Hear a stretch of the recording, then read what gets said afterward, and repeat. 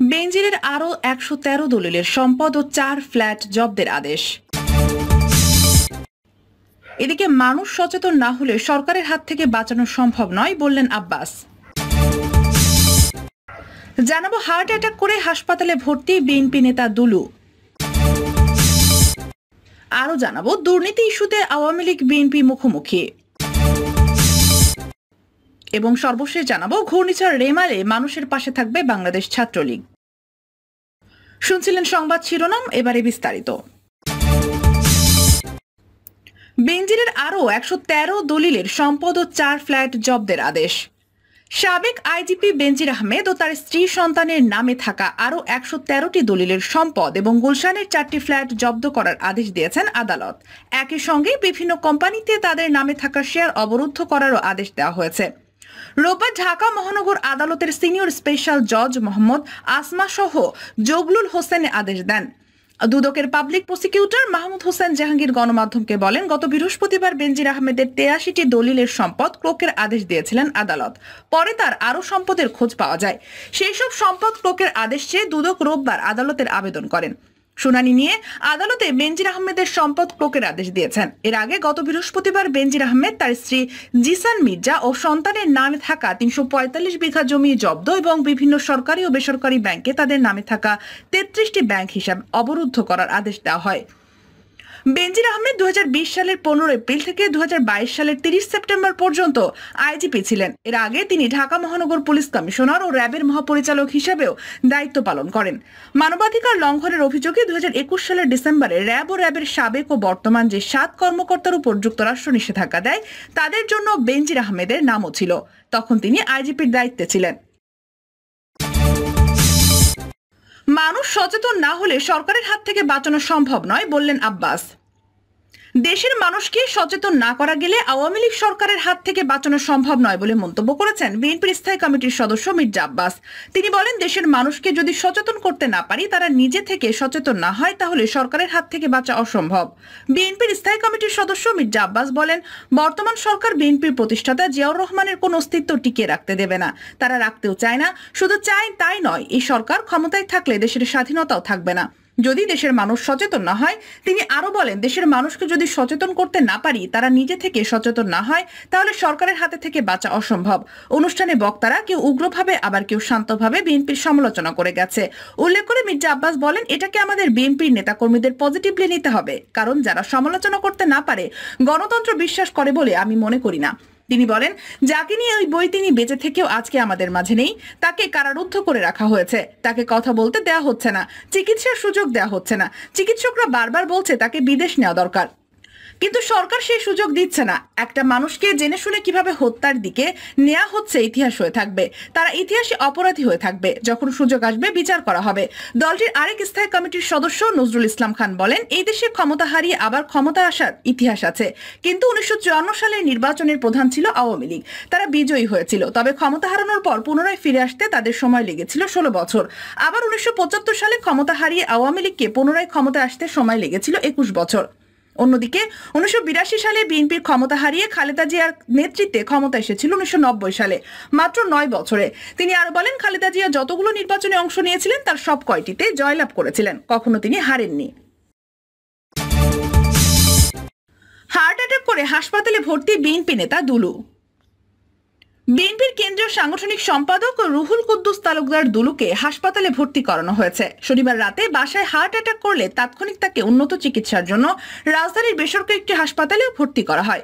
রোববার দুলুর ব্যক্তিগত সরকারি শামসুল আলম রনি জানান, বর্তমানে দুলু এভার কেয়ার হাসপাতালে বিশেষজ্ঞ ডাক্তার অধ্যাপক শাহাবুদ্দিন তালুকদারের তত্ত্বাবধানে চিকিৎসাধীন রয়েছেন।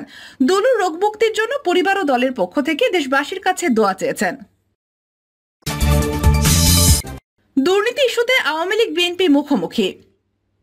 এবার দুর্নীতি ইস্যুতে আওয়ামী লীগ এবং বিএনপি মুখোমুখি হচ্ছে। বিএনপির স্থায়ী কমিটির বৈঠক সিদ্ধান্ত অনুযায়ী নেওয়া তারা আওয়ামী লীগ সরকারের দুর্নীতির শ্বেতপত্র প্রকাশ করবে। শ্বেতপত্র প্রকাশের জন্য ইতিমধ্যে তারা কাজ শুরু করেছে বলে জানা গেছে। বিএনপির স্থায়ী দায়িত্বশীল সূত্রগুলো বলছে, গত ১৫ বছরে বিভিন্ন সেক্টরে যে অনিয়ম এবং দুর্নীতিগুলো হয়েছে সেগুলো এক একটা করে তারা জনসম্মুখে তুলে ধরতে চায়।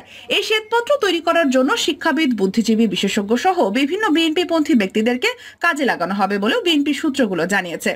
বিশেষ করে ব্যাংকিং খাতে অনিয়ম, অর্থ পাচার, ইচ্ছাকৃত ঋণ খেলাপি, ঋণ গ্রহীতা, সাম্প্রতিক সময়ে সাবেক সেনাপ্রধান জেনারেল আজিজ আহমেদের কথিত দুর্নীতি এবং বেনজির আহমেদের কথিত দুর্নীতির বিষয়গুলো বিএনপির শ্বেতপত্রে জায়গা পাবে বলে জানা গেছে।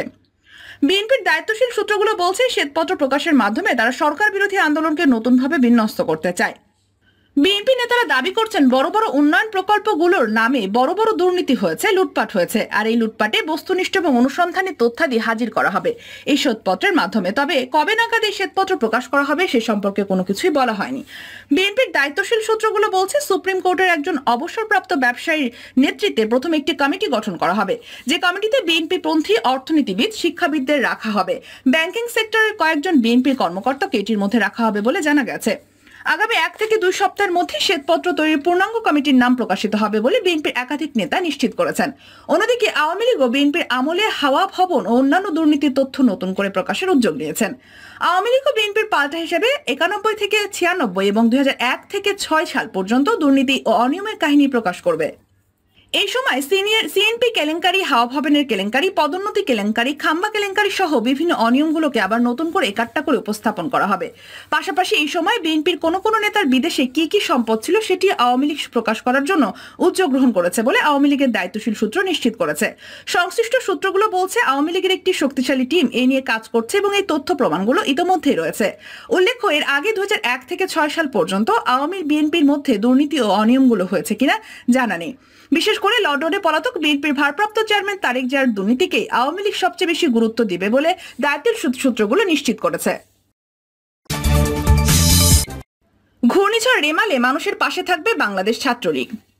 বাংলাদেশের স্বাধীনতা সংগ্রামে নেতৃত্ব দানকারী শহীদের রক্তস্নাত সংগঠন বাংলার ছাত্র সমাজের আস্থার ঠিকানা বাংলাদেশের ছাত্রলীগ আসন্ন অতি প্রবল ঘূর্ণিঝড় রেমালে আক্রান্ত মানুষের পাশে দাঁড়াবে। অতীতে বন্যা ও ঘূর্ণিঝড়কালীন সময়ে শীতার্ত মানুষের পাশে শীতবস্ত্র বিতরণ করে অগ্নিকাণ্ড বা ভবন ধসে উদ্ধার কাজ চালিয়ে মহামারী করোনাকালীন সময়ে অসহায় অসুস্থ মানুষের পাশে দাঁড়িয়ে কৃষকের ধান কেটে নিরাপদে ঘরে পৌঁছে দিয়ে বাংলাদেশ ছাত্রলীগ সমাজ ও মানুষের প্রতি তার কর্তব্য নিষ্ঠার সাথে পালন করেছে। সম্প্রতি বঙ্গোপসাগরে গভীর নিম্নচাপটি ঘূর্ণিঝড় রেমালে রূপ নিয়েছে, যা অতি প্রবল ঘূর্ণিঝড় বা সুপার সাইক্লোন রূপে নেবার আশঙ্কা রয়েছে। বাংলাদেশ আবহাওয়া অধিদপ্তর ইতোমধ্যে বাংলাদেশের উপকূলবর্তী এলাকা সহ মংলা ও পায়রা বন্দরের জন্য 7 নম্বর এবং চট্টগ্রাম ও কক্সবাজার সমুদ্র বন্দরের জন্য 9 নম্বর বিপদ সংকেত দিয়েছে। 26 মে গভীর রাতে 23 জানুয়ারি কথা বলা হয়েছে বলেও জানা গেছে। তাদের মধ্যে সাতক্ষীরার পটুয়াখালী, বরগুনা সহ উপকূলবর্তী এলাকায় তীব্রভাবে আঘাত হানবে বলে আশঙ্কা করা হচ্ছে। দেশব্যাপী অতি ভারী বৃষ্টি, প্রবল দুর্যোগ, বর্জ্য বৃষ্টি এবং সাতক্ষীরা, খুলনা, বাগেরহাট, পিরোজপুর, ঝালকাঠি, বরিশাল, বরগুনা, পটুয়াখালী, ভোলা, নোয়াখালী, লক্ষ্মীপুর, ফেনী সহ সচেতনামূলক প্রচারণা চালিয়ে যাচ্ছে। মাইকিং করে শুকনো রান্না করা খাবার স্যালাইন ও পানি বিশুদ্ধকরণ ট্যাবলেট বিতরণ করে ঘূর্ণিঝড় পরবর্তী উদ্ধার কাজ পরিচালনা করে ক্ষতিগ্রস্ত মানুষের ঘরবাড়ি স্বেচ্ছাশ্রমের মাধ্যমে সংস্কার করে। বাংলাদেশের অপ্রতিরোধ্য অগ্রযাত্রার অগ্রদূত, পরিবেশক বিষয়ক সর্বোচ্চ বৈশ্বিক পুরস্কার চ্যাম্পিয়ন্স অব দ্য আর্থে ভূষিত মাননীয় প্রধানমন্ত্রী শেখ হাসিনা দুর্যোগ ব্যবস্থাপনার বাংলাদেশ বৈশ্বিক রোল মডেল গড়ে তুলেছে, যার ফলে জাতিসংঘ কর্তৃক বাংলাদেশের দুর্যোগ ব্যবস্থাপনা ও ত্রাণ মন্ত্রণালয় জনসেবা পদক লাভ করেছে। রাষ্ট্র গঠন আন্দোলন থেকে শুরু করে শিক্ষার অধিকার এবং দেশমাতৃকার প্রতিটি আয়োজনে গণতান্ত্রিক আন্দোলন বাংলাদেশ ছাত্রলীগের যে গৌরবান্বিত ইতিহাস মানবতার সেবায় আত্মনিয়োগের মাধ্যমে তা আরও মহিমান্বিত হবে, এটি আমাদের সংকল্প। জয় বাংলা, জয় বঙ্গবন্ধু। প্রিয় দর্শক, এই ছিল এখনকার সর্বশেষ সংবাদ। নিয়মিত আপডেট সব সংবাদ পেতে চ্যানেলটি সাবস্ক্রাইব করে পাশে থাকা বেল বাটনটি ক্লিক করে রাখুন। ধন্যবাদ সবাইকে এতক্ষণ সাথে থাকার জন্য।